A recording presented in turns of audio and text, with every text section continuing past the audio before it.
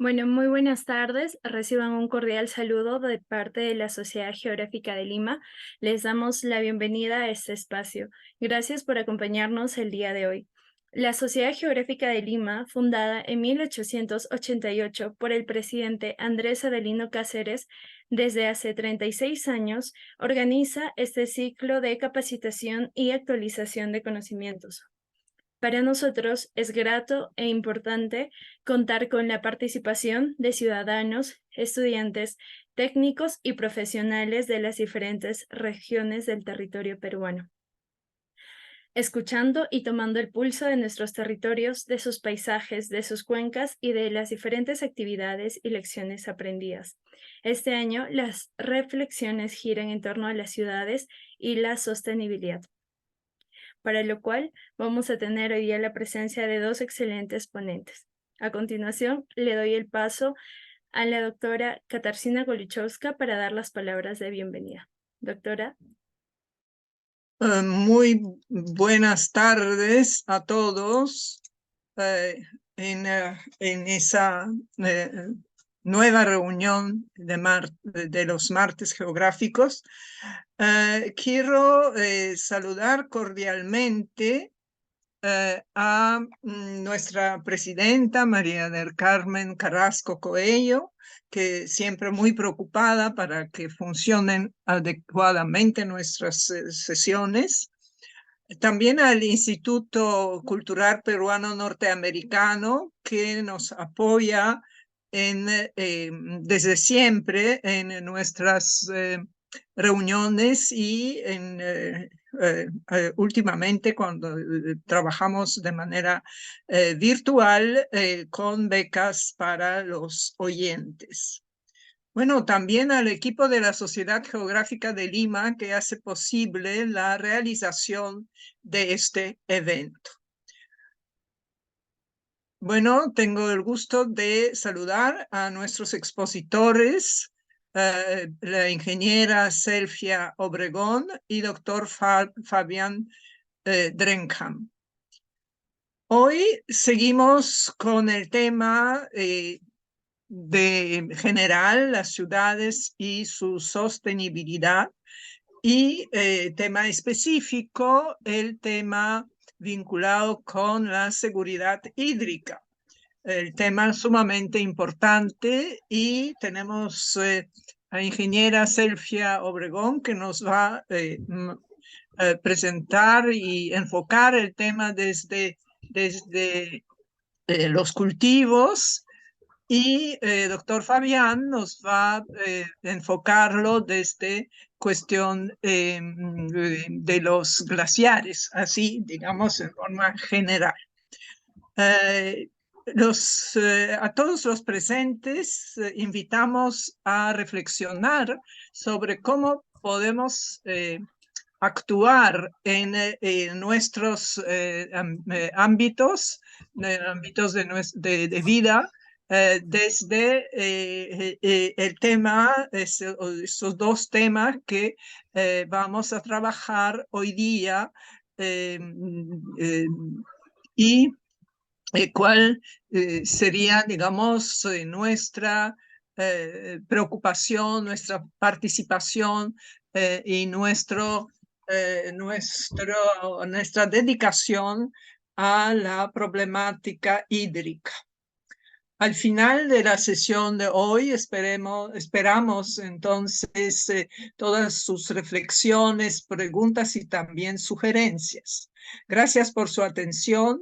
Cedo la palabra a la señorita Bachiller Beatzabé para que inicie la moderación de la sesión de hoy. Bueno, agradecemos a la doctora Katarzyna Golichowska por las palabras de bienvenida. Continuando con el programa, damos pase a nuestro primer ponente. Él es el doctor Fabián Drenkham.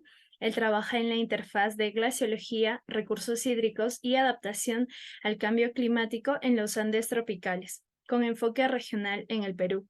Tiene un doctorado en geografía de la Universidad de Zúrich, con la cual ha colaborado en el proyecto Glaciares desde el 2012 hasta el 2019. Entre el 2019 y 2022 fue postdoctorando en Imperial College London, coordinando una parte del proyecto RAU sobre seguridad hídrica en los Andes del Perú. Ha contribuido al reporte del Grupo de Trabajo 2 del sexto informe de evaluación de la IPCC sobre adaptación de recursos hídricos en Centro y Suramérica. Actualmente trabaja como docente investigador a tiempo completo en la sección de Geografía y Medio Ambiente en la Pontificia Universidad Católica del Perú. Doctor Fabián Dreca, gracias por acompañarnos el día de hoy. Usted tiene la palabra. Muchas gracias por esas palabras de introducción y muchas gracias por la invitación a la Sociedad Geográfica de Lima y también este tema que hoy vamos a escuchar, ¿no? Sobre los límites de la sostenibilidad en una ciudad. Y como podrán ver ya, espero, en mi presentación que acabo de compartir, yo hoy voy a hablar sobre el tema de seguridad hídrica y adaptación al cambio climático en los sistemas socioecológicos andinos. Entonces yo enfoco un poquito más en las cabeceras de cuenca o más bien la cuenca alta, pero siempre y con algunos enlaces bastante también explícitos a las ciudades, ¿no? Que están ahí aguas abajo. Entonces, en los próximos, bueno, intento que sean unos 20, 25 minutos, ya voy a hablar de estos temas de riesgos en la región andina tropical, incluyendo el derretimiento glaciar para las poblaciones, la cantidad y calidad de agua que está en varias cuencas en cambio, la formación de lagunas glaciares y también conflictos y gobernanza de agua, siempre siempre viendo, digamos, conceptos de seguridad hídrica andina y la cuestión de cómo podemos a largo plazo mejorar la seguridad hídrica andina y aguas abajo en el Perú. Entonces, para empezar con los riesgos de inseguridad hídrica, básicamente, empiezo a mostrarles una figura justo que es de este último informe de evaluación del IPCC, del segundo grupo de trabajo, que tiene capítulos regionales. Y en este capítulo encontramos también la evaluación de riesgos clave en la región andina tropical, donde básicamente nosotros, ¿no? Nos encontramos en esta región que es Northwestern South America, NWS, donde pueden ver que por los símbolos que hay acá y que están acá descritos, hay varios riesgos clave, es decir, riesgos, o sea, se llaman clave porque a largo plazo serían los riesgos que se pueden que pueden generar impactos muy severos a largo plazo, donde varios de ellos están en realidad vinculados al tema de agua y a la seguridad, bueno, alimenticia y también seguridad hídrica. Entonces yo quiero hablar brevemente de este y sobre todo de este tercer riesgo acá que se menciona, que es el riesgo de inseguridad hídrica. Entonces, el riesgo severo clave que se da de inseguridad hídrica según esta clasificación es en primer lugar debido a los cambios en la disponibilidad estacional del agua, en el contexto de retroceso glaciar, cambios en la precipitación y cobertura de nieve, periodos secos cada vez más pronunciados y una gestión y gobernanza del agua fallida, ¿no? O digamos muy débil. Es decir, y eso es ya la clave para definir seguridad hídrica, no solamente trata el tema de oferta de agua o digamos realmente ver físicamente qué monto, volumen de agua está disponible, sino trata también en realidad su gestión y su gobernanza, es decir, quiénes tienen acceso al agua que físicamente está disponible o en varias cuencas ya cada vez menos disponible, ¿no? Entonces, para eso tenemos que ver un poco la distribución del estrés hídrico, ¿no? O incluso escasez hídrica, que sería todavía, digamos, un estado más grave que el estrés hídrico. El estrés hídrico en sí se puede definir, o sea, para tener al menos algún umbral que es un poco discutible, ¿no? Pero como una disponibilidad de al menos 1000 metros cúbicos por persona y años de agua en una región, ¿no? Por debajo de ello ya estaríamos llegando a escasez hídrica o escasez, escasez total, digamos, y por encima de ello no estaríamos en niveles tan críticos de escasez o estrés, ¿no?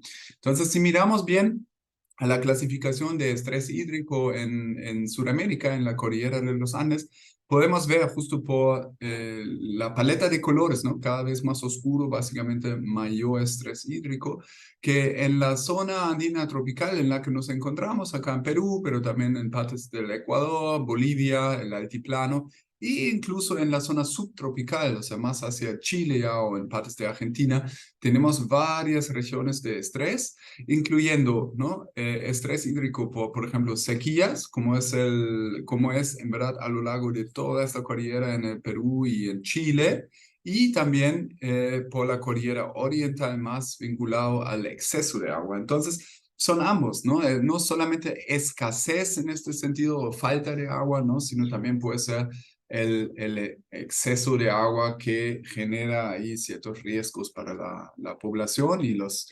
ecosistemas. Si vemos bien ahora en las cabeceras de cuenca, ¿dónde se puede generar estrés hídrico? Bueno, podemos mirar en primer lugar a las cuencas glaciadas. Los glaciares en el Perú están derritiendo fuertemente, bueno, como fenómeno global en realidad, no solamente un tema en el Perú, ¿no? Es un tema en toda la región y también a nivel global, solamente que como dato, el Perú todavía cubre la mayor parte de glaciares tropicales en el mundo, ¿no? En realidad, alrededor de un 70%, que corresponde todavía a un poco más que 1.000 kilómetros cuadrados, que es un área bastante grande, ¿no? En 18 cordilleras, o sea, básicamente en los últimos años ya 2 cordilleras glaciares han extinguido, o sea, ya no tienen glaciares, ¿no? Porque los cambios son muy severos y muy rápidos, ¿no? Y 5 cordilleras están en un peligro de extinguir en términos de cobertura glacial, ¿no?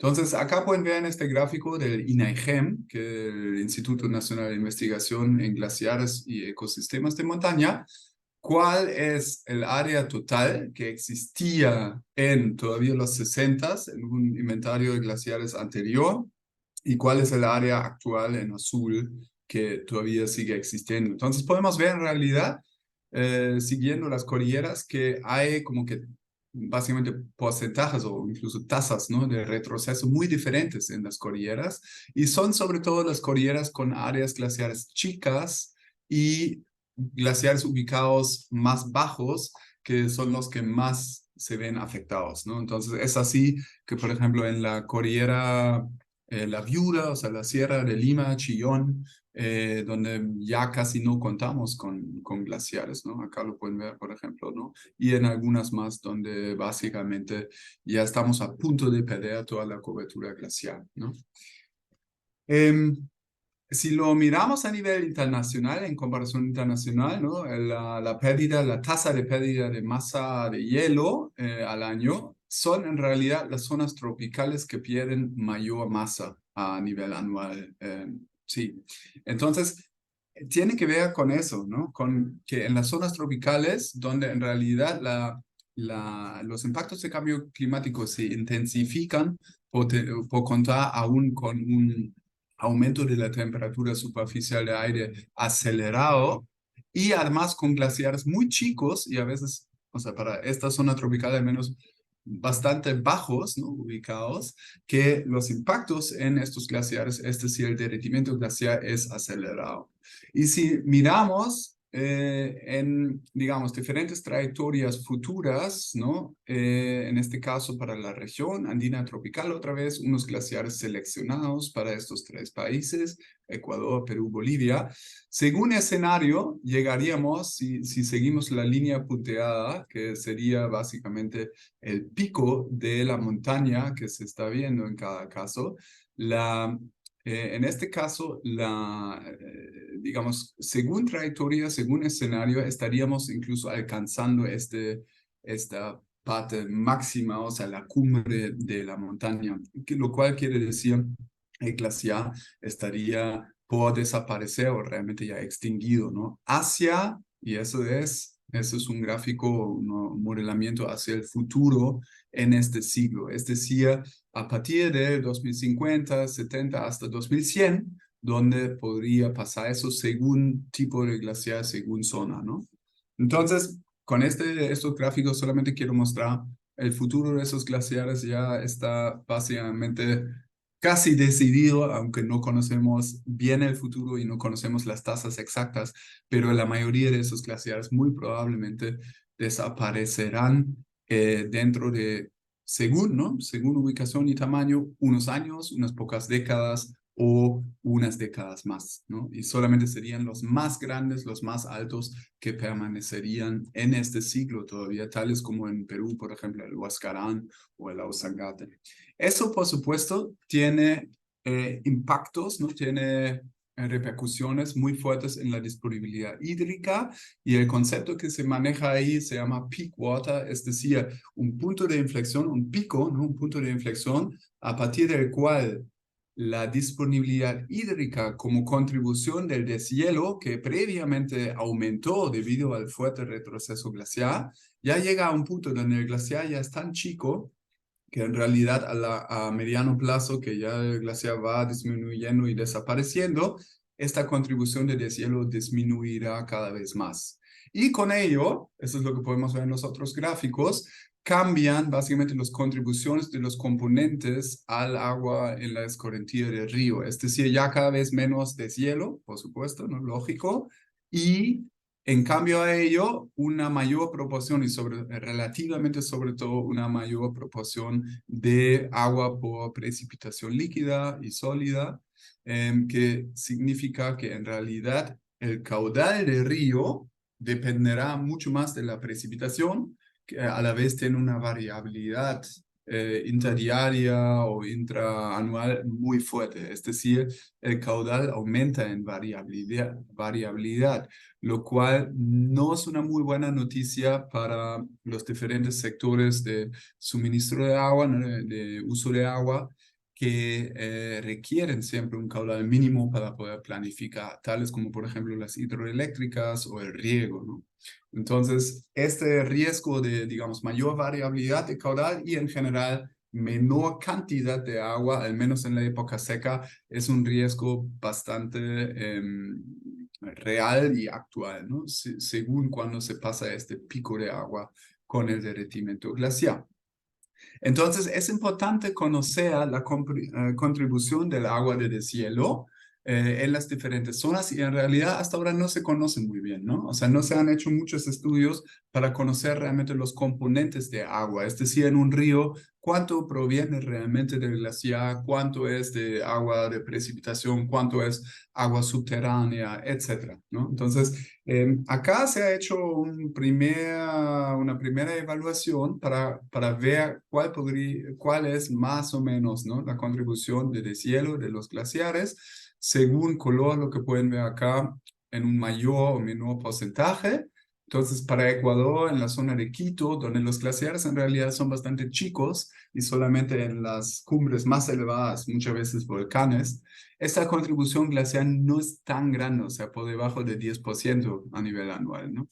Mientras que en otras partes, como justo en Perú, el río Santa o el río Vilcanota, que también suministran grandes ciudades, ¿no? Esta contribución es mucho más alta y sobre todo en las cuencas altas, obviamente, en las cabeceras de cuenca y en las subcuencas, o sea, estos pequeños valles que van directamente a zonas más glaciadas, ¿no? Entonces ahí la contribución glaciar puede subir a un 40, 60, hasta en la época seca al menos 80, 90%, ¿no? Que viene netamente del cielo. El derretimiento glaciar conlleva también otras consecuencias que a veces olvidamos un poco o no conocemos bien.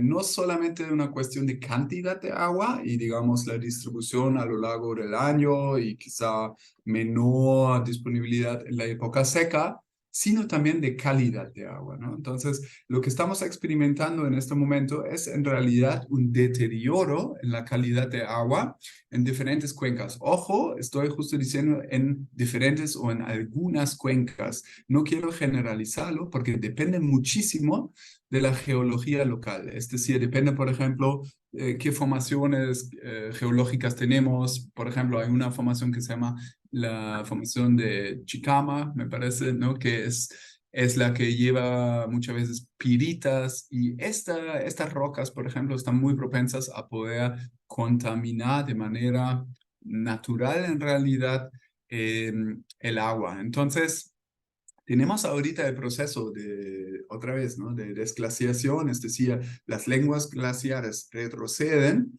y lo que queda por primera vez, por muchos años o miles de años expuesto, son sedimentos y rocas muchas veces parcialmente desintegradas, que ahora con la meteorización y con otros procesos, ¿no? Oxidativos y de desintegración de roca y de sedimentos y lavado a través de las lluvias, hace que muchos minerales y entre ellos también óxidos y metales pesados llegan directamente a la escorrentía del río, ¿no? Y lo que podemos ver en esta foto que tomé hace 7 años ya, en el Pastoruri, en el área de Pastoruri, llegan a realmente afectar fuertemente el agua, como se puede ver con este color rojizo de óxidos, ¿no?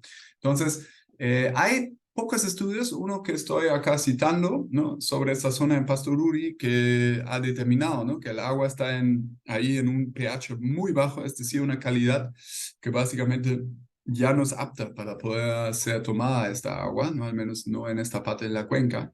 Entonces, es realmente un proceso bastante preocupante en algunas cuencas donde la geología digamos, lo determina, ¿no? Y no solamente ahí, sino también puede pasar en otras cuencas, en la Cordillera Blanca hay otros ejemplos. Entonces es una gran preocupación para el suministro de agua de ahora y del futuro. Aparte de la cantidad y calidad de agua en sí, tenemos otros fenómenos como la formación de lagunas glaciares. Tenemos en total una clasificación ahora de lagunas glaciares de más que 8.000, ¿no? que comprenden un área total de más que 1.000 kilómetros cuadrados.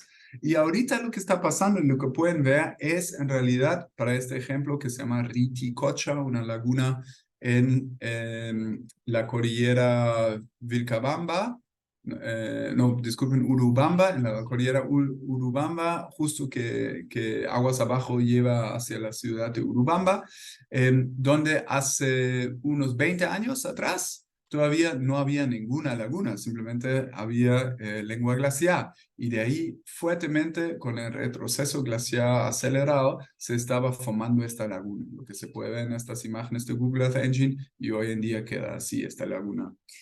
Ese desarrollo de nuevas lagunas es un desarrollo, digamos, con varias consecuencias. Pueden ser positivas como también adversas, ¿no? Las consecuencias positivas, o al menos las opciones que brindan, son, por supuesto, cuerpos de agua que pueden ser administrados y que pueden ser aprovechados, ¿no? Para el uso local, al menos, de agua, porque muchas veces son lagunas no tan grandes, o sea, no sirven para suministrar toda una ciudad aguas abajo, ¿no? Pero al menos a nivel local, ¿no? Para el ganado, para la agricultura, un poblado, para eso podrían servir. A la vez que también son, por supuesto, agentes de riesgos, ¿no? Tales como los desbordes de lagunas glaciares, y estos desbordes se dan, ¿no? Y en esta misma laguna que ha crecido tan rápidamente como les mostré ahora en las fotos, las imágenes satelitales, esta laguna justo desbordó en el 2010 y fue un llamado de atención, una alerta, porque afortunadamente no destruyó casi nada, menos algo muy reducido de infraestructura, pero fue obviamente un llamado de atención para la ciudad de Urubamba, ¿no? Diciendo que, ok, algo está pasando en nuestra cabecera de cuenca y tenemos que controlar mejor estos riesgos, y llevó también a un sistema de alerta temprana ante aluviones que implementaron ahí, ¿ya?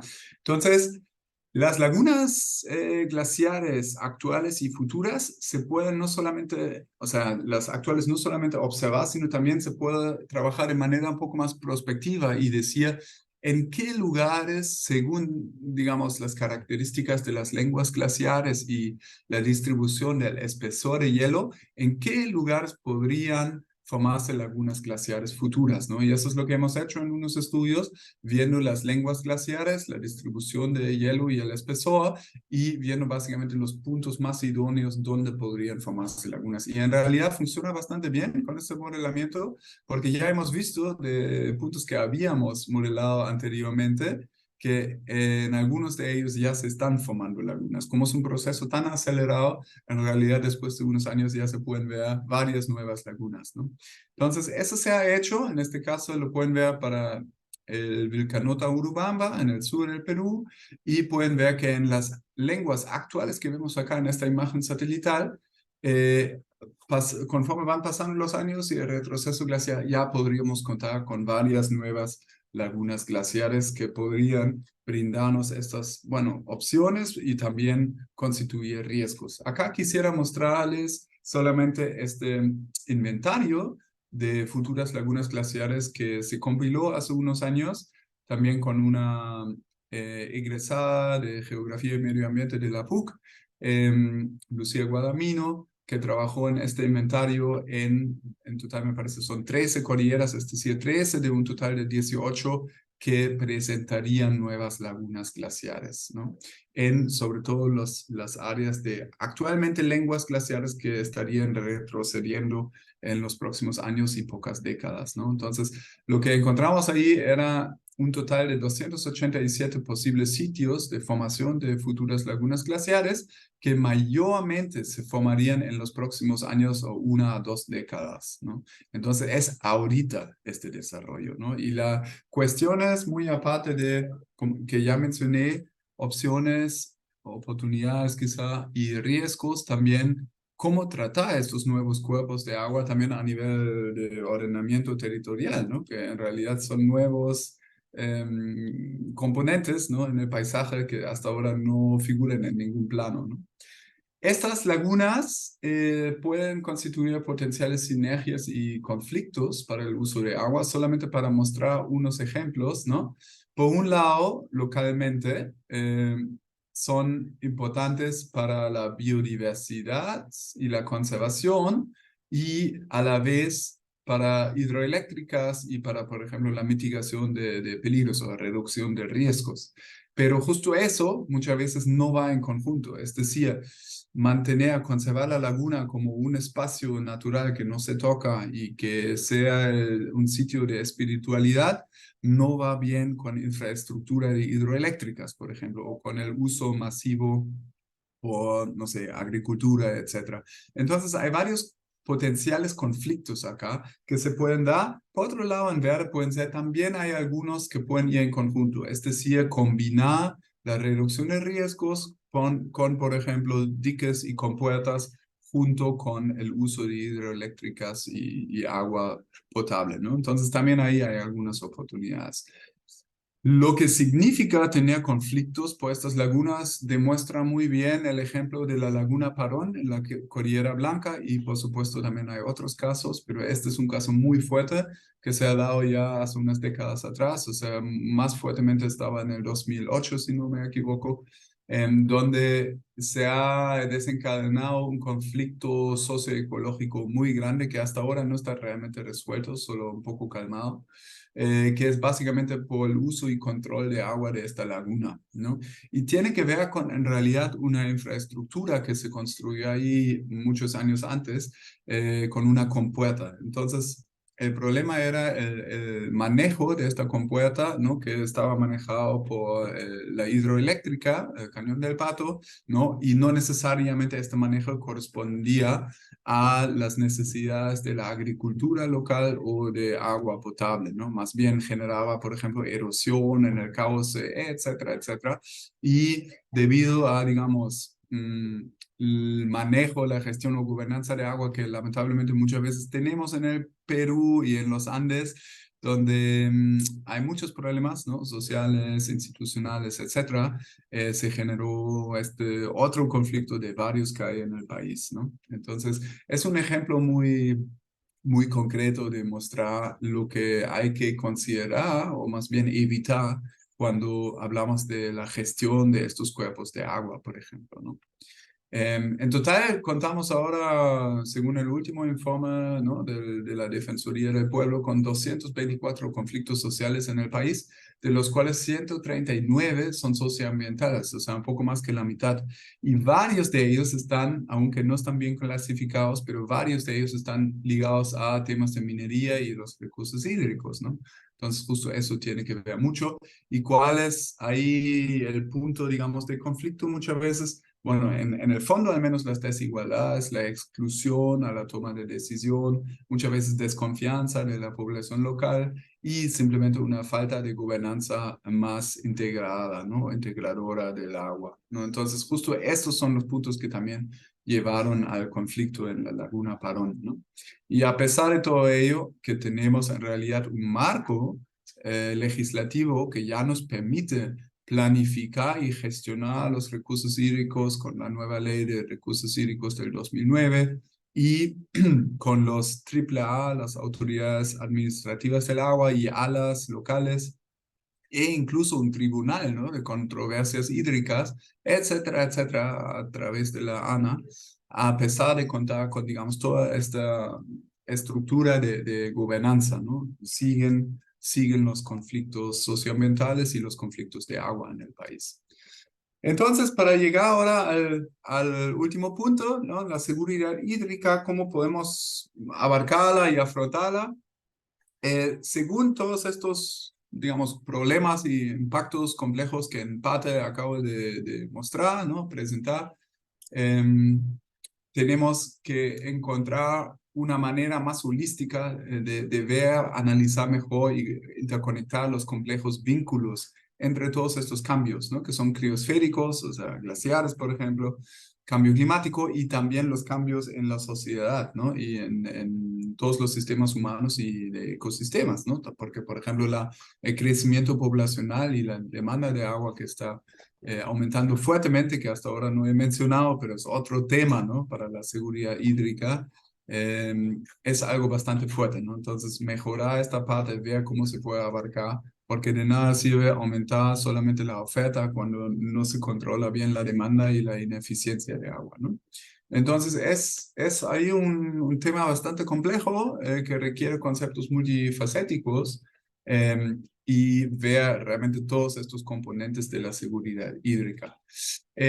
Quería solamente muy brevemente, sin entrar acá a detalles, mostrarles que para ello tenemos que, o sea, para poder captar estos componentes, tenemos que entender mejor el ciclo de agua. Acá en este gráfico de un estudio que publicamos hace poco, se muestra básicamente los diferentes componentes del ciclo hidrológico en la zona altoandina, ¿no? Que pueden tener un rol importante para el almacenamiento de agua, ¿no? Y la descarga de agua. Entonces, pueden ser incluso no solamente los mismos glaciares en los que siempre enfocamos, sino por supuesto también los humedales altoandinos, como los bofedales, con un rol hidrológico bastante importante, pero poco comprendido en realidad. Hay muy pocos estudios, ¿no? Y también hay otros componentes que pueden contribuir a la infiltración de agua y recarga de acuíferos, incluso subterráneos, a través de morrenas, taludes de gravedad, etc. Pero estos flujos, sobre todo los flujos subterráneos, no solo los superficiales, sino los subterráneos, en gran parte no se conocen bien. Y faltan un montón de estudios, por ejemplo, con trazadores, con isótopos, etc., para determinar los componentes de agua, de dónde viene el agua, ¿no? Y entender bien los flujos subterráneos antes de hablar de estrategias de adaptación y ver lo que podemos hacer en la cuenca, ¿no? Y todo ello, véalo en interacción con, digamos, los usuarios aguas abajo. Entonces, hay que en realidad adaptar esta idea de cómo evaluar la seguridad hídrica, ¿no? Verlo de manera más holística que ya mencioné, ¿no? Mejorar nuestra comprensión de interacciones entre las diferentes esferas y componentes del ciclo hidrológico en una perspectiva socioecológica más holística, ¿no? Y usando también el concepto de riesgos que mencioné al comienzo, ¿no? Para poder también llegar a, por ejemplo, determinar niveles críticos de seguridad hídrica, ¿no? Y finalmente, otro tema, frente a la escasez de datos y a, digamos, conocimientos bastante importantes en las cuencas y a nivel local, también necesitamos repensar nuestros enfoques de proyectos, ¿no? Proyectos de investigación en lo que trabajamos o también proyectos con, por ejemplo, o sea, muy aplicados, ¿no? Con los gobiernos regionales, locales, etcétera, que deberían reconocer mucho más el diverso conocimiento, es decir, no solamente el conocimiento de los ingenieros o el conocimiento científico, sino también el conocimiento local, ancestral, ¿no? Que nos puede brindar mucha información muy válida, muy valiente, que realmente contribuya a integrar conocimiento y una línea de base mucho más amplia, ¿no? De conocimientos en cuencas que en general son todavía o sea, tienen todavía una línea de base y datos, observaciones muy escasas, ¿no? Entonces ahí es donde en realidad desde el diseño de proyectos se deberían integrar comunidades locales, conocimiento local y coproducir los conocimientos, ¿no? Entre la ciencia, la ciudadanía y también las necesidades de toma de decisión. Con ello llego a la última parte, que son las estrategias de adaptación. Entonces, si miramos en la cuenca, ¿qué es lo que podemos hacer frente a todos estos impactos? Entonces, lo que se ven son varios de esos impactos o problemas, digamos, en esta media luna en rojo, ¿no? En parte ya mencioné estos temas, o sea, calidad de agua que cada vez deteriora, cantidad de agua reducida, etcétera, etcétera. Entonces, la pregunta, ¿qué podemos hacer, no? Integrar mejor los conocimientos que acabo de mencionar, fomentar conocimientos, obviamente también gestión con infraestructura gris hasta cierto punto. Es un tema de mucha disputa y de muchos conflictos, pero probablemente frente a realmente cambios fuertes en la escorrentía del río, etcétera, necesitamos más infraestructura gris y muy aparte la infraestructura verde. Entonces, soluciones basadas en naturaleza. Y eso es lo último que quisiera enfatizar hoy. Entonces, las soluciones basadas en naturaleza, que se basan en básicamente simular, ¿no? Efectos de la naturaleza, ¿no? Y aprovechar varios beneficios de la naturaleza, y que son ampliamente reconocidas como estrategias clave para gestionar de forma más sostenible los riesgos que acabo de mencionar. Y que también pueden ser localmente bastante aceptadas cuando se combinan con conocimiento local, conocimiento ancestral. Como pueden ver acá, por ejemplo, las cochas. Ahora lo explico un poco más, ¿no? Lo que sí hay que decir, eso es quizá algo para la discusión al final, están un poco en moda ahora y se implementan en muchos proyectos, pero en realidad todavía una línea base de conocimiento sobre estas medidas y sus beneficios específicos en la cuenca también es muy escasa. Es decir, a veces implementamos estas intervenciones, ¿no? En las cuencas, pero no conocemos todavía bien qué exactamente generan, ¿no? Cuáles son los beneficios y a veces quizá también impactos no intencionales, ¿no? Entonces, como parte de las SBN, de las soluciones basadas en naturaleza, tenemos la siembra y cosecha de agua, las amunas, canales de infiltración de agua que se establecen, ¿no? Y que pueden aumentar el flujo base y justo como trabajo comunitario con técnicas ancestrales sea aceptadas localmente. Lo mismo con las cochas, ¿no? Que acabo de mencionar, es decir, micro reservorios, pequeños reservorios, ¿no? Muchas veces rústicos, con materiales locales que no son muy caros de establecer y pueden, al menos a nivel local, brindar y garantizar mejor flujo de agua, tanto para la siembra como cosecha de agua, es decir, almacenamiento, cosecha y siembra en el sentido de aumentar los flujos de infiltración y recarga de acuíferos. Y otro tema es la restauración y el riego de bofedales, ¿no? Eso es otro tema que también es parte de las soluciones basadas en naturaleza, conociendo, digamos, las propiedades de humedales altoandinos, de reguladores de agua y en cierto punto también quizá amortiguadores frente a una baja calidad de agua. Entonces, un enfoque en la restauración de bofedales e incluso ampliación a veces artificial, ¿no? En depresiones para generar mayor área bofedal. Eso es principalmente, y justo quería mostrar, ¿no? Eso sería en una cuenca también en la Cordillera Blanca, un proyecto, eso es un proyecto donde justo se está viendo el tema de bioremediación, es decir, absorber los metales pesados, ¿no? Y apoyar a incrementar la calidad de agua y el nivel de pH mediante unos humedales artificiales que se establecieron, ¿no? Al menos a nivel local, que parece que está funcionando. Muy bien, solamente quería haber mencionado este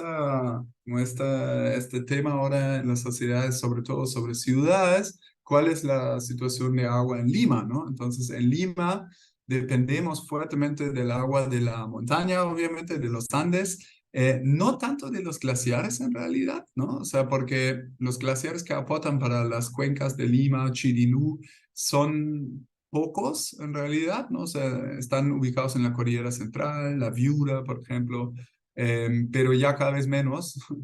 Y la mayor cantidad de agua de dónde viene, viene en realidad de la parte del Atlántico, ¿no? O sea, del sistema Macapomacocha junto al túnel transandino que pueden ver acá, ¿no? Entonces, en total contamos con más o menos 330 millones de metros cúbicos de almacenamiento de agua para Lima, que serviría para varios meses de estiaje, ¿no? En ese sentido suena bien, pero en realidad es, a pesar de contar con un gran sistema de almacenamiento de agua, ¿no? Con múltiples lagunas, canales y este túnel transandino, básicamente cambiando artificialmente la divisoria más hacia el Atlántico, hacia la cordillera oriental, sacando el agua, derivando el agua desde la parte del Atlántico. A pesar de todos estos esfuerzos, hay que decir que todavía es un sistema bastante vulnerable. Bueno, lo vemos cuando hay el niño costero, como en el 2017, ahora que Serapal tuvo que arreglar el sistema, ¿no? Y no tuvimos un corte de agua, pero en general también hablando de la cantidad, ¿no? O sea, en, digamos, un futuro con probablemente cada vez más extremos, ¿no? También sequías más prolongadas, etcétera, y a la vez un crecimiento poblacional fuerte en Lima y una demanda de agua bastante fuerte, bastante grande. No es un sistema que nos va a salvar por las próximas décadas, ¿no? Entonces, se tiene que y se está pensando en ampliarlo fuertemente, a la vez que debería haber más incentivos en reducir la demanda de agua.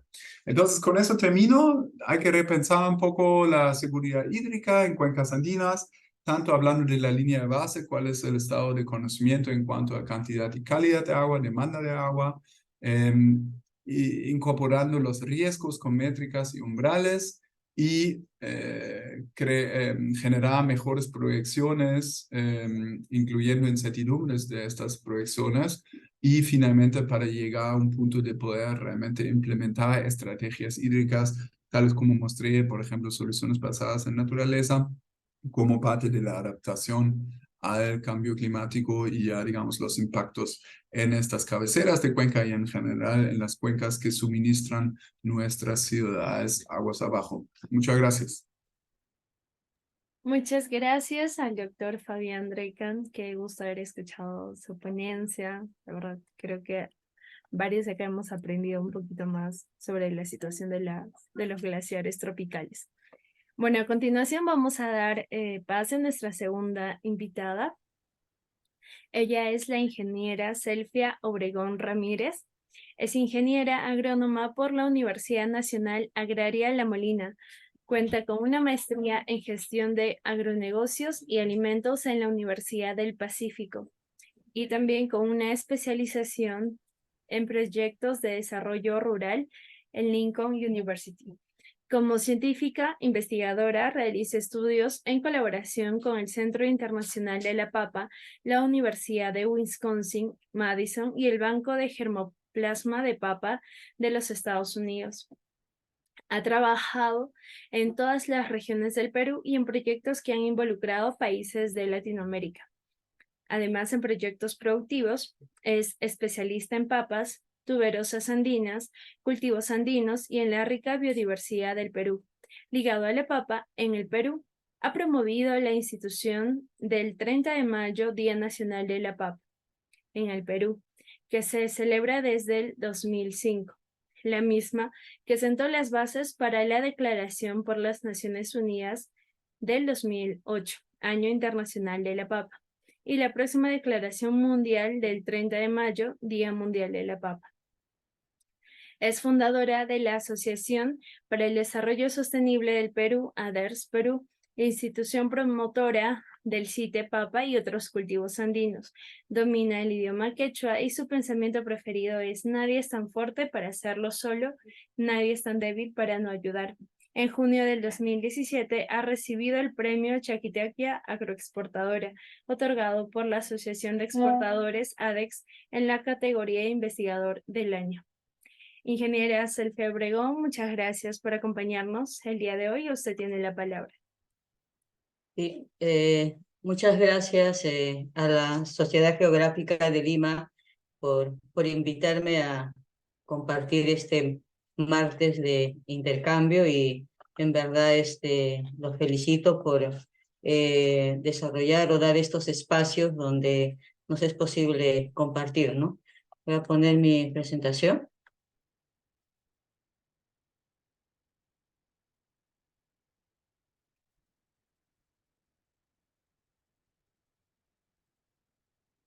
Sí, justamente cuando me pidieron de la Sociedad Geográfica de Lima poder hacer una presentación en el marco de los temas que se están tratando este año, que tiene que ver con las ciudades y la sostenibilidad en el Perú. Bueno, de hecho, como escucharon un poco, mi trabajo tiene que ver con el tema de la papa y la biodiversidad. Y bueno, justamente en la carátula, ¿no?, de mi presentación he puesto una infografía y he llenado un poquito de todos los productos y cultivos que tenemos en el país, ¿no? Desde el nivel del mar hasta, estaba muy atenta a la presentación anterior, y coronamos los Andes y nos vamos hacia el otro lado, ¿no? Entonces, el Perú no es solo costa, sierra y selva, ¿no? Tenemos estas 8 regiones naturales, tenemos, como se señala, una diversidad de climas, una diversidad de pisos altitudinales, que nos permiten tener una gran biodiversidad, y eso es lo que les voy a compartir, principalmente el tema de papa, y luego la revaloración de la biodiversidad, tomando como ejemplo este importante cultivo. Entonces, bueno, aquí me encuentro justamente en una de las zonas que ha mostrado, ¿no?, en el expositor anterior, en Moray, y lindo, ¿no? O sea, compartiendo un día de campo con productores con mucho conocimiento que tienen ellos sobre nuestra biodiversidad. Entonces, y la casita que está al fondo, ahí, ¿no?, es justamente aliados que son muy importantes para el rescate de la biodiversidad de nuestros cocineros.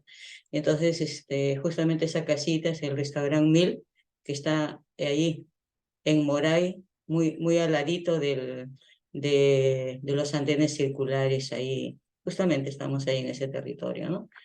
Entonces, antes de tocar el tema de la papa, directamente quiero compartirles estas dos. Una es una foto y otra es un dibujito, ¿no? Respecto a la domesticación de alimentos, y desde qué momento, o sea, estos descubrimientos de seres humanos en nuestro territorio dedicados a la agricultura. Y el de la izquierda justamente es la cueva de Guitarreros, que está en el Callejón de Guaylas, está en el distrito Chucluy, y es una foto desde la cueva mirando hacia el Huascarán, hacia la Cordillera Blanca, ¿no? Y donde se encontraron estos restos de estos agricultores incipientes, que desde ya, o sea, restos de seres humanos que se encontraron junto con semillitas, y que dan la data de hace más de 11.000 años, de estos seres humanos que de hecho se dedicaron a la agricultura. Es un punto importante como referencia, ¿no? El segundo es Nanchoc, que está en el Alto Saña, en Cajamarca, de igual manera, ¿no? Entonces, en ambos casos son agricultores incipientes, y donde se domesticaron, o sea, muchos alimentos, y en esos momentos hacia adelante la dieta principal consistía en carbohidratos, granos, pescado, ¿no? También nuestro territorio ha hecho una gran contribución, ¿no? Hizo aportes bastante grandes, ¿no? Entonces, estos moradores primigenios del Perú en la edad del hielo domesticaron domesticaron diversas especies en diversos escenarios. Y como les mostré y les iba comentando, o sea, nuestro país es más que costas, la sierra y la selva. Entonces, en esos valles y desiertos, en los Andes, en las montañas, planicies y quebradas, y en la Amazonía se ha domesticado una gran variedad de alimentos, ¿no? Entonces, quienes no nos conocen, ¿no? De fuera, en otros países, y nos visitan, toman como referencia los incas, ¿no?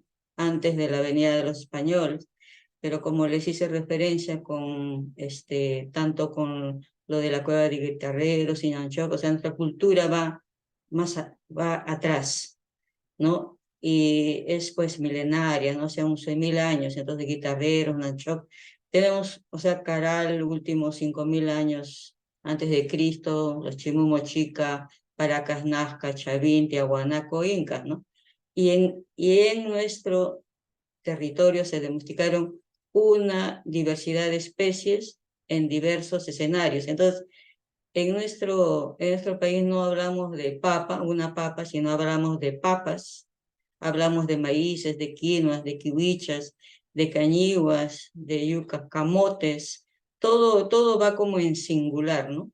De frijoles, de payares, de maíces, de guayabas, chirimoyas, ¿no? Entonces así como también crianzas como el cuy, la alpaca, la llama, ¿no? Entonces, en realidad, el tema que nos convoca, que tiene que ver con ciudades y sostenibilidad en el Perú, tiene que ver con todo esto, que es alimento, ¿no? Entonces, mirando, me faltaría espacio para poner todas las fotos de todos los productos que tenemos en la rica biodiversidad que tenemos en nuestro territorio, pero sin embargo, asistimos, bueno, con las cifras que se tienen, con altas tasas de desnutrición en territorios donde tenemos esta gran biodiversidad, ¿no? Altas tasas de desnutrición y anemia infantil, que verdad que yo soy mamá y conozco estos territorios y los trabajo. Entonces, todo el trabajo que hacemos va a eso, ¿no? No solo a rescatarlos como algo decorativo, sino que se consuma, que se vuelva a consumir y se vuelva a cultivar, ¿no? Entonces, también considero importante que compartir con ustedes, o sea, algunas cifras sobre nuestra realidad agraria, ¿no?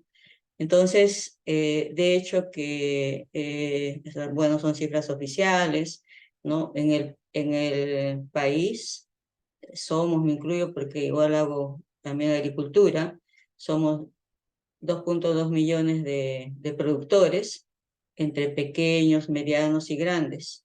Pero la realidad es que el 79% de los productores son pequeños agricultores, ¿no?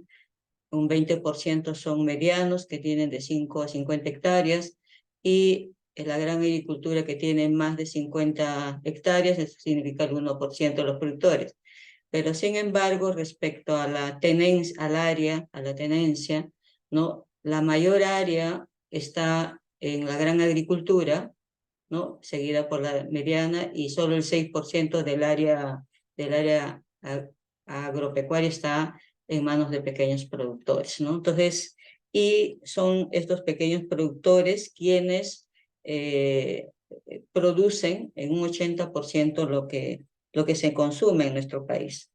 Entonces, en esa misma línea, la actividad agrícola es totalmente estratégica, ¿no? Representa el 25% de la población económicamente activa, como les señalé, brinda el 80% de los alimentos que se consume en el país.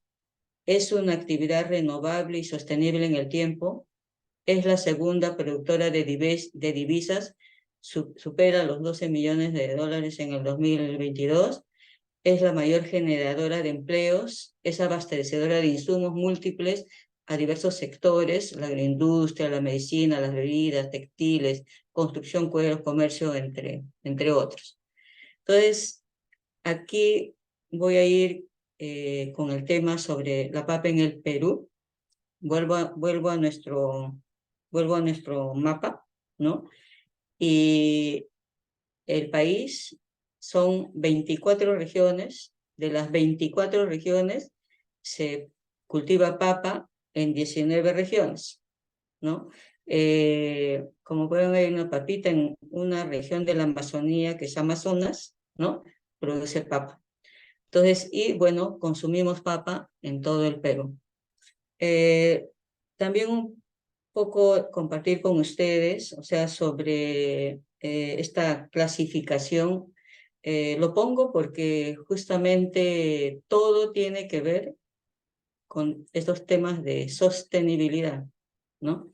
Entonces, en nuestro territorio no es solo descubrir lo que tenemos, sino darle este valor para no solo conservarlo, sino principalmente ponerlo a la mesa de todos los peruanos, ¿no?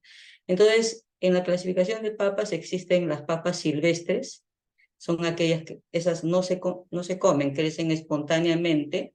Existen en el planeta más de 104 especies, y de esas 104 especies, 86 están en el actual territorio peruano. Y estas son valiosas por su valor genético, ¿no? Y en el cruce de nativas y silvestres es que se han obtenido las variedades que son comestibles, ¿no? Son papas nativas, las que son ancestrales, son antiguas. Estas papas han sido domesticadas por nuestros ancestros hace miles de años. Entonces, justamente hay data al respecto en que la primera papa que el ser humano comió se domesticó en las comunidades del lado norte del lago Titicaca hace más de 10.000 años. Respecto a estas papas, a las papas que son comestibles, existen 8 especies, y de esas 8 especies cultivadas, todas están en el territorio peruano. Y dentro de esas especies tenemos más de 3.500 variedades en nuestro territorio. Y podemos ya encontrarlas en los mercados, hay esfuerzo puesto ahí, no solo en Lima, sino también a nivel nacional. Y entonces hay todo un trabajo que se está haciendo de años para rescatarlas y ponerlas a la mesa. Entonces, las papas modernas tal vez son las más conocidas en los últimos años, son las blancas, son las que se han obtenido por mejoramiento genético a partir de los años 50, ¿no? Estas igual se comen. Entonces, aquí compartirles respecto a lo que les señalaba, ¿no? La papa es el primer producto nacional en volumen, ¿no? Se producen, como les señalaba, en más de 19 regiones de 24, involucra más de 711.000 familias, el 32% de los pequeños y medianos productores del país. Tenemos papas nativas y papas modernas. Las modernas, que son blancas, significan un 76% de lo que se produce en el país, y el 23% son papas nativas amarillas y blancas, como más adelantito se lo voy a mostrar. Contamos con productos procesados ancestrales de alto valor nutritivo que se pueden conservar por cientos de años, como la papa deshidratada, ¿no? Al sur, conocida la tunta, o la moraya, que son blanquitas, ¿no? O el chuño negro, que son muy altos en calcio, la papa seca, muy altos en macro y micronutrientes, vitamina C, si es que la papa seca es elaborada con papas amarillas, o el tocosh, que es una forma de procesar la papa, que es alto en penicilina y que ahora los podemos encontrar en en los puestitos que comercializan mazamorra morada, arroz con leche, hay una ollita que dice tocos, ¿no? Entonces eso a todos quienes impulsamos estos temas de revalorar y poner a la mesa nuestros productos, en este caso particular procesados, ya nos alegra bastante, ¿no? Que no se pierda. En los últimos años hay un buen precio promedio en chácara a nivel nacional, con un crecimiento de más del 80%. Voy a mostrar unos gráficos adelante cómo en la pandemia las papas nos han soportado, ¿no? Estaban en nuestra mesa. Y tomo esta infografía en la que he colocado la mayor cantidad de fotos de mayor cantidad de productos que me ha sido posible, pero solo mirando nuestro país de costa hasta lo más alto en las montañas, que es el Huascarán, más de 6.768 metros sobre el nivel del mar, y de ahí bajamos a la selva alta, baja, ¿no? Vamos a encontrar a la papa, ¿no? En la costa tenemos definitivamente las variedades que son blancas, las más conocidas y consumidas y gran volumen en el mercado, Canchan Yungay. Y si vamos subiendo a la sierra, en los valles interandinos, bajos, igual vamos a encontrar variedades blancas, pero ahí van a aparecer las papas nativas, ¿no? Y papas nativas emblemáticas, ancestrales, las tenemos en el mercado, como la papa María Tumbay, la papa Guairo, ¿no? Y arriba, casi cerca a las cordilleras, superando los 3.800 a casi los 4.200 metros sobre el nivel del mar, tenemos a las papas nativas, que son de pulpas de colores y donde está nuestra gran biodiversidad. Y como pueden ver, alrededor de la papa, por eso consideramos a la papa como un motor del desarrollo, tenemos otras especies, dependiendo de los pisos, ¿no? Leguminosas, o tenemos los granos andinos, ¿no? O tenemos frutales, etc. Entonces, en realidad, nuestro país es bendecido, tenemos una gran despensa de alimentos y tenemos un gran potencial en nuestra biodiversidad. Por donde caminamos en nuestro territorio, como siempre lo digo, no hay malas hierbas, todas son buenas hierbas, porque no se consumen, son medicinales, y si no son medicinales, como lo mostró el doctor en la ponencia anterior, están cubriendo estos bofedales para capturar el agua, etc. Entonces, nuestro país es un país bendecido con estos microclimas diversos que lo tenemos de oeste a este y de norte a sur. Tal vez me quedaría con esta sola infografía donde viendo los temas de sostenibilidad, conversando sobre los temas de seguridad alimentaria, cómo podríamos estar en inseguridad alimentaria teniendo este gran territorio con esta gran biodiversidad. Entonces, y superalimentos como, por ejemplo, en lo más alto, en las zonas de altura, tenemos el chocho, toarwi, que es una leguminosa súper nutritiva, ¿no? O en los pisos bajos de los valles interandinos tenemos la nuña o numia, que es un frijolito, el frijolito reventón, que está en vías de extinción y que hay que hacer mucho por recuperar. Igual en los pisos altos, la papa rota con la quinoa, entonces la quinoa, no solo tenemos la quinoa blanca, tenemos un arco iris también de colores con la quinoa, desde las rojas, rosaditas, amarillitas, marroncitas, hasta llegar a la quinoa negra que salta en litio. Entonces aquí tenemos superalimentos, digo, hay 3 granos superpoderosos, la quinoa kiwicha cañiba, la kiwicha igual, que crece en los pisos donde tenemos los maíces, ¿no? Entonces, de verdad que solo con esta lámina casi terminaría mi presentación, pero voy a seguir. De hecho, en el caso de la papa, casi ya bordeamos los 6 millones de toneladas de producción, ¿no? Se producen en estas 19 regiones de 24, y la principal región papera del Perú es Puno. Solo acá, en una vista a las barritas verdes, son lo que producíamos el año 2004, ¿no? En una época en la que el sector papero estaba entrando en una situación de crisis, pero todo lo que hemos hecho, sector público y privado, a través de la promoción del consumo de papa, estamos logrando reposicionar a este importante cultivo en nuestro país y poniéndolo a la mesa, ¿no? Las barritas azules son el incremento de la producción en todos estos años que venimos impulsando el cultivo, ¿no? Entonces, y estamos, o sea, cuando estábamos con las barritas verdes, no llegamos ni a una producción de 3 millones de toneladas, hoy día casi las duplicamos, ¿no? Estamos llegando a los 6 millones de toneladas, estamos un sector en crecimiento.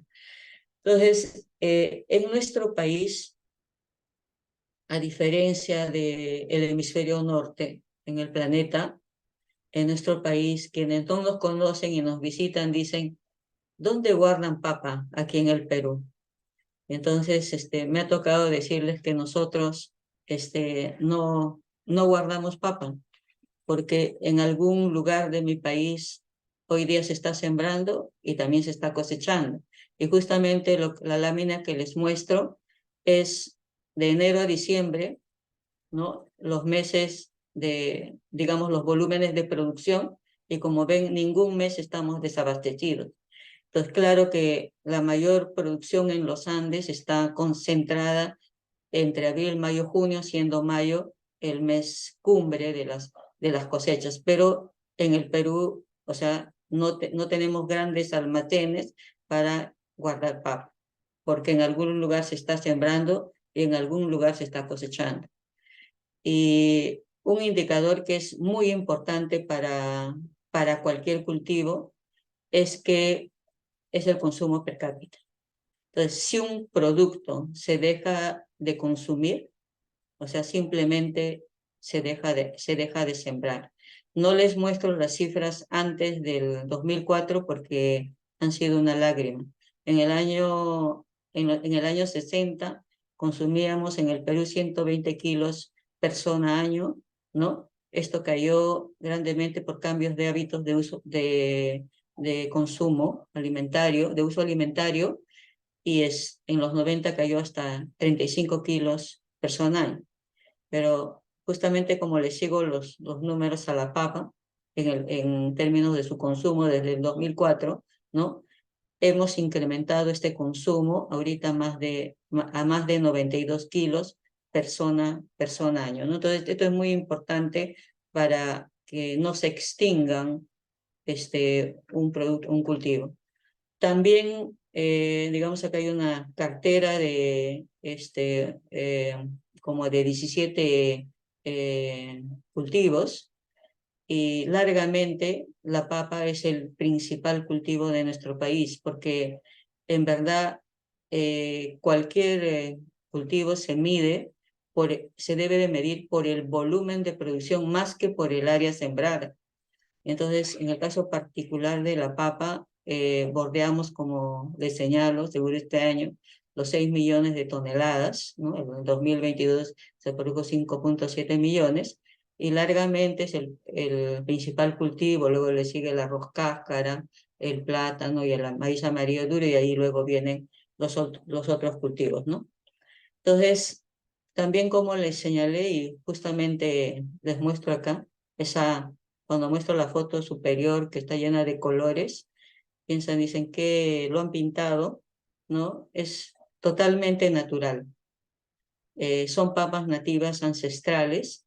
Ahí hay algunas de ellas pertenecen a la primera especie domesticada del planeta, que ha sobrevivido en nuestro territorio más de 10.000 años. Y justamente tocando estos temas de cambio climático, de glaciación y todo esto, me gustaría que la papa pudiera hablar para decirnos qué ha hecho para sobrevivir a todas las catástrofes que han podido suceder en esos años anteriores, ¿no? Atrás, bien atrás. Entonces, de hecho que esta paleta de colores de papa, que son las papas nativas, muchas estaban en extinción.